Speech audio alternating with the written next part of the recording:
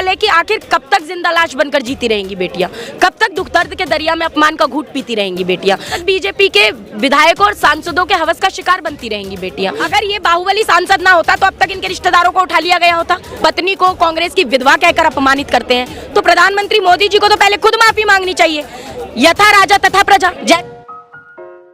मैं साधना भारती हूँ और मैं कांग्रेस की राष्ट्रीय प्रवक्ता हूँ। मैं भारतीय ओबीसी महासभा की मुख्य संयोजक हूँ और विश्व शांति मानव एकता मिशन चला रही हूँ। मात्र 2.5 वर्ष की उम्र से मैंने बोलना प्रारंभ किया था और सामाजिक कार्यकर्ता भी रही हूँ, बचपन से आध्यात्मिक प्रवचन करता भी हूँ और राजनीति में कांग्रेस पार्टी की राष्ट्रीय प्रवक्ता के माध्यम से नेशनल टेलीविज़न के चैनल्स पे जाके डिबेट्स करती हूँ। लेकिन आज सबसे प्रथम एक बेटी होने के नाते यहाँ पर आई हूँ मैं।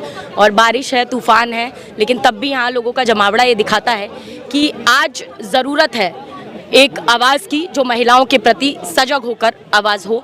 क्योंकि सबसे बड़ी बात ऐसा लगता है कि बीजेपी के शासन में, मोदी सरकार में आज लोकतंत्र को लूटतंत्र बनाने का प्रयास पुरजोर तरीके से किया जा रहा है। इसमें सबसे बड़ी बात कि बेहद अफसोस होता है कि जो बेटियां भारत का तिरंगा कई बार विश्व पटल पर लहरा चुकी हैं, कई बार विश्व पटल पर उन्होंने भारत के तिरंगे को आकाशीय ऊंचाइयों तक पहुँचाया, आज उन बेटियों को एक नाबालिग बच्ची और 7 पहलवान बेटियों के यौन शोषण के खिलाफ आवाज उठाने के लिए, न्याय के लिए धरना प्रदर्शन करना पड़ रहा है।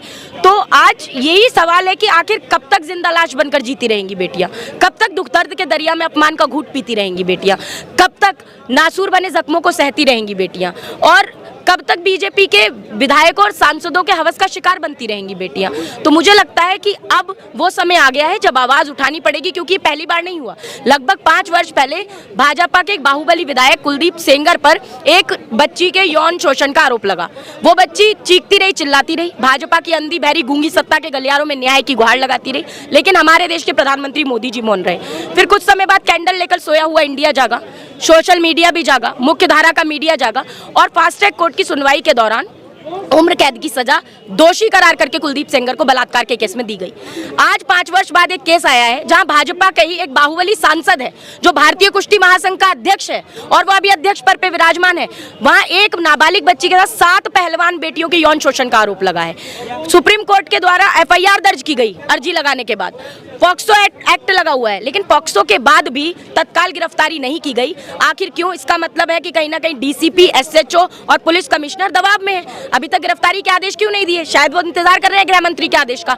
और गृह मंत्री जी इसलिए आदेश नहीं दे पा रहे अमित शाह जी, क्योंकि देश के प्रधानमंत्री मोदी जी ने आदेश नहीं दिया, क्योंकि प्रधानमंत्री मोदी जी की मंशा 7 पहलवान बेटियों और एक नाबालिग बच्ची को न्याय दिलाने की नहीं दिखती। गिरफ्तारी कराने की ब्रजभूषण शरण सिंह की नहीं दिखती, क्योंकि ब्रजभूषण शरण सिंह की गिरफ्तारी अब तक हो जानी थी।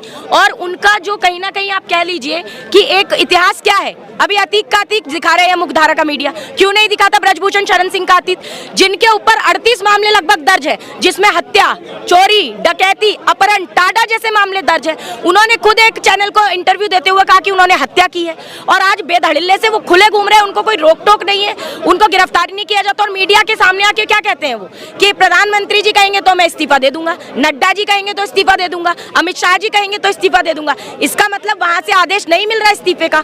तो आज कानून का उल्लंघन करने का काम भाजपा की सरकार के अंदर हो रहा है और कानून का उल्लंघन जो करता है उसी को तो देशद्रोह कहते हैं। साथ ही साथ ब्रजभूषण शरण सिंह ने ये भी तो कहा है कि अगर मैं अपराधी बनकर इस्तीफा नहीं दूंगा, और दूसरी बात अगर प्रूफ है तो वो ला के दे।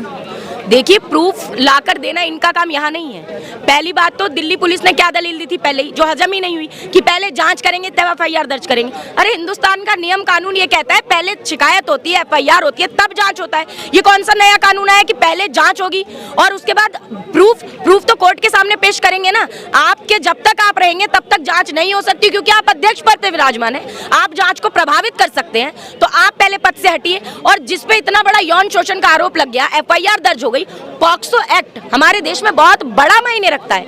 अगर ये बाहुबली सांसद ना होता तो अब तक इनके रिश्तेदारों को उठा लिया गया होता। क्यों? क्योंकि आरोपी पकड़ा जाए, लेकिन इन्हें तो कोई उठाने का काम नहीं कर रहा है। तो इसके पीछे कहीं ना कहीं सत्ता का मद है, सत्ता का दम्भ है, अहंकार है। लेकिन मोदी जी ध्यान रखें कि अहंकार में 3 गए, धन, वैभव और वंश, और ना माने तो देख लें रावण, दुर्योधन और कंस।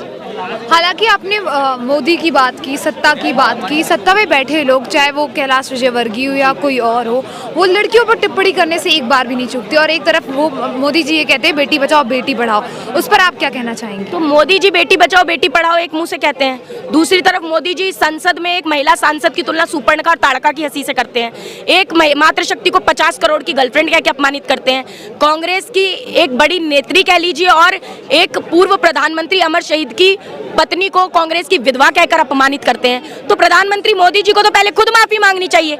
यथा राजा तथा प्रजा, जैसी राजा होती है वैसी प्रजा होती है। अब जैसे राजा हैं वैसे ही उनकी प्रजा बनती जा रही है। उनके नेता कैलाश विजयवर्गीय ने तो कहा था कि लड़कियां ऐसे कपड़े पहनती हैं ऐसा लगता है कि वो सुपर्णखा हो। तो इस तरह की टीका टिप्पणी उनके संजय निषाद ने कह दिया था भगवान राम तो दशरथ के पुत्र नहीं है, माता कौशल्या के सतीत्व पर प्रश्न उठा दिया, उन्हें मंत्री बना दिया। दयाशंकर सिंह ने यूपी की एक बड़ी दलित नेत्री की तुलना वैश्या से कर दी थी, उन्हें मंत्री बना दिया।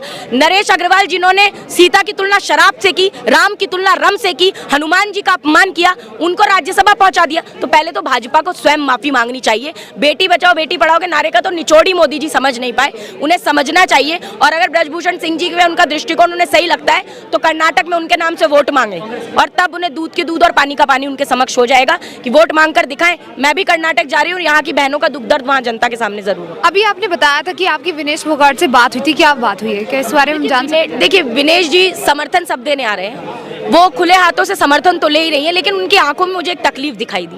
वो तकलीफ थी कि देश के लिए झंडा ऊंचा करने के बाद भी आज ये हालत क्यों। वो तकलीफ थी कि अगर हम जैसी महिलाओं का यानी इनके जैसी महिलाएं जो आज जिनका नाम है, जिनके नाम से देश का कोना कोना प्रभावित होता है और गौरवान्वित महसूस करता है, अगर उनको ऐसी हालत में रहना पड़ रहा है, उनके लिए एक अध्यक्ष को हटाया नहीं जा सकता, उनको एक प्रधानमंत्री मोदी जी कार्यक्रम में आमंत्रित करके कहते हैं अरे तुम तो मैं परिवार की हूँ, आओ चाय पियो, और आमंत्रित करने के बाद उन्हें धरना प्रदर्शन पे बैठना पड़ता है। तो दुख आज उनकी आंखों में स्पष्ट दिखाई देता है। उन्होंने कुछ बातें कही, उन्होंने मुझे धन्यवाद भी ज्ञापित किया, भारतीय ओबीसी महासभा का भी किया, मुझे कांग्रेस के नाते भी धन्यवाद किया और सबसे बड़ा धन्यवाद उन्होंने कहा कि आप बेटी होने के नाते आई हैं, इसका धन्यवाद, क्योंकि मैं मध्य प्रदेश से सीधे यहाँ पहुंची हूँ, जबकि मुझे कर्नाटक का मेरा कार्यक्रम था, उसको मैंने एक दिन गैप देके जरूरी समझा यहाँ की आवाज़ बुलंद करना, क्योंकि मुझे लगता है आज यहाँ की आवाज़ बुलंद करने की जरूरत है। और आपके चैनल के माध्यम से आह्वान करूंगी कि गाँव गली गलियारों में, शहरों और चौबारों में जहाँ बूढ़े जवान बच्चे जो भी हैं सब निकले, कैंडल लेकर निकले, कैंडल लेकर नहीं निकल सकते तो वीडियो बनाएं और एक नारे को बुलंद करें कि जब तक जुल्मी जुल्म करेगा सत्ता के गलियारों से चप्पा चप्पा गूंजेगा इनकलाब के नारों से। हालांकि अभी इंडिया टीवी में एक इंटरव्यू दिया गया था ब्रजभूषण शरण सिंह का, उसमें वो भागते नजर आ रहे हैं प्रश्नों से। सिर्फ भागते नजर नहीं आ रहे हैं, देखिए मैं प्रोफेशन से पत्रकार भी हूँ, मैंने दिल्ली यूनिवर्सिटी से जर्नलिज्म एंड मास कॉम किया, काम भी किया पत्रकारिता में। देखिए पत्रकारों को दुकान कह देना, उनके कैमरे को, ये उनकी भाषा शैली बताती है कि वो लोकतंत्र के चौथे स्तंभ का कितना सम्मान करते हैं। वो बात अलग है कि मीडिया की मुख्य धारा ने